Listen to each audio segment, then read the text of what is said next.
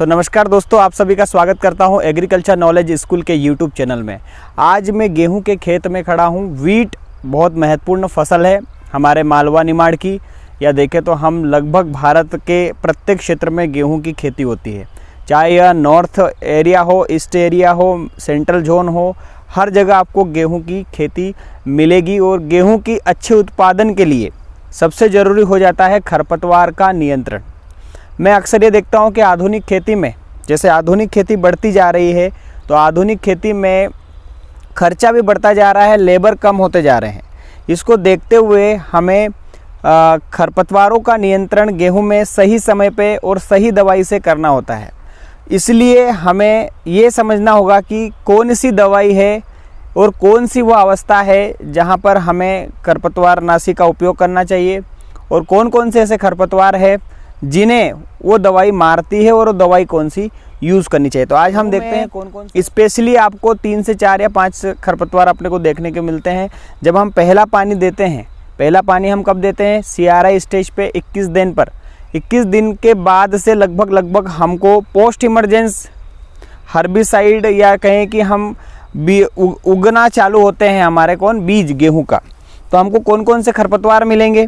तो इसमें जो मिलता है, मैंने जहाँ तक देखा है, बथुआ एक खरपतवार है जो आपको मिलता है। दूसरा जो है, एक है ये सोयाबीन।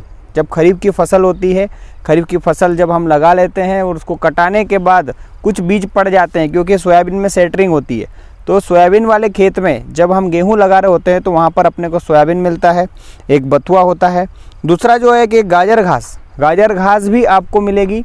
साथ में जंगली जई, जिसको बोलते हैं हम जंगली जई, या जिसे बोलते हैं वाइल्ड ओट, यह खरपतवार है, यह भी आपको मिलेगा। साथ में एक और जो खरपतवार है, गेहूं का मामा, ठीक है, जिसे हम गेहूंसा कहते हैं या गेहूं का मामा कहते हैं। ये हमें कब मिलता है? जब गेहूं की बाली स्टार्ट होती है। जब गेहूं की बाली स्टार्ट होती तभी इसके सिम्टम हमको, मतलब इसके कैरेक्टर दिखते हैं। अगर हम बुआई करते हैं, ऐसा लगता है गेहूं और ये सब साथ में बढ़ रहा है, लेकिन गेहूंसा एक मिमाइक्री वीट है। मिमाइक्री वीट मतलब गेहूं के जैसे ही दिखने वाला एक खरपतवार है। अगर इस खरपतवार को अगर हम कंट्रोल नहीं करते हैं तो क्या होता है कि यह जो गेहूं के बीजों में मिल जाता है, और वह दूसरी ओर जब इसका ट्रांसमिशन हो जाता है, मतलब जब दूसरी बार बीजों को बेचते हैं, सेल करते हैं, तो वहाँ पर गेहूं का मामा चला जाता है। तो इन खरपतवारों को यदि हमें रोकना है तो हमें क्या करना चाहिए? तो देखिए, एक चीज़ मान लो, मार्केट में बहुत सारे खरपतवार नाशी है, चाहे आपका 2,4-D भी कई लोग उपयोग करते हैं, मेटसल्फ्यूरॉन उपयोग करते हैं, और अन्य बहुत सारे खरपतवार नाशी है जिन्हें हम उपयोग करते हैं। लेकिन मैं आपको सलाह देता हूं कि जब भी आप वीडीसाइड का उपयोग करें गेहूं के खेत में, तो आपको 30 से 35 दिन, मतलब 35 दिन जब आपकी पहली सिंचाई हो जाती है, हमेशा पहली सिंचाई होने के बाद लगभग 35 दिन, मान लो आज आपने गेहूँ बोया, तो 35 दिन पे आपको स्पेशल खरपतवार नाशी का उपयोग करना चाहिए। क्यों करना चाहिए? क्योंकि इस समय जितने भी वीड होते हैं पानी देने के बाद, वह सब बाहर उग आते हैं, और इनकी जो अवस्था होती है बहुत छोटी होती है। इस स्थिति में हम उनको आसानी से नष्ट कर सकते हैं, चाहे वो आपका बथुआ हो, चाहे आपका वो जंगली जई हो, चाहे आपका गाजर घास हो, चाहे आपका गेहूंसा हो, सबको मार देंगे। तो ऐसी कौन सी दवाई है जिसका उपयोग हम करें?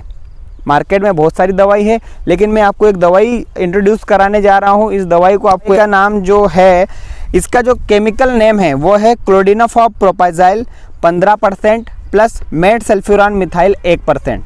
मतलब इसमें 15% क्लोडिनाफॉप प्रोपाइजाइल है और 1% इसमें मेटसल्फ्यूरॉन मिथाइल है।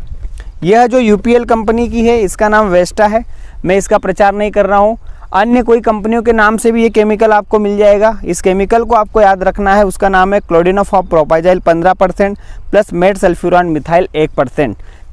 एक बहुत बड़े एरिया में अगर आपने गेहूं लगा के रखा है, तो कितने लोगों से, अगर आप ये सोच रहे हैं कि लेबर के माध्यम से कर लेंगे, वीडिंग करवा लेंगे, तो वो पॉसिबल आज के समय में नहीं है।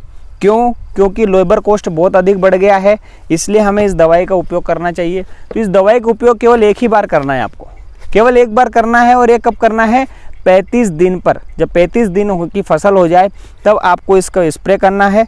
यह UPL कंपनी का है। अगर आप इसको देखोगे तो यहाँ पर ये ब्लू कलर का दिख रहा है, ब्लू कलर का यहाँ डेंजरस दिख रहा है, ब्लू कलर का है। ब्लू कलर का मतलब ये है कि थोड़ा सा कम हानिकारक है, लेकिन फिर भी यह आपको हानिकारक मिलेगा। तो इसके अंदर एक दवाई होती है, साथ में इसके अंदर कंपनी आपको देती है एक छोटा सा सर्फेक्टेंट। सर्फेक्टेंट एक तरह का दवाई को फैलाने वाला एक केमिकल है जो पत्तियों पर समान रूप से खरपतवार नाशी को फैला देता है। तो आपको ये ध्यान रखना है, दवाई का नाम क्लोडिनोफॉस प्रोपाजल 15% और मेटसल्फ्यूरन मिथाइल 1%। इसकी 1 हेक्टेयर में जो मात्रा लगेगी वो लगभग आपको 84 ग्राम लगेगी। मतलब यदि आप एक हेक्टेयर में अगर इसकी मात्रा देना चाहते हैं, सेलेक्टिव वीड हर्बिसाइड है। ये कौन सा हर्बिसाइड है? Selective weed herbicide.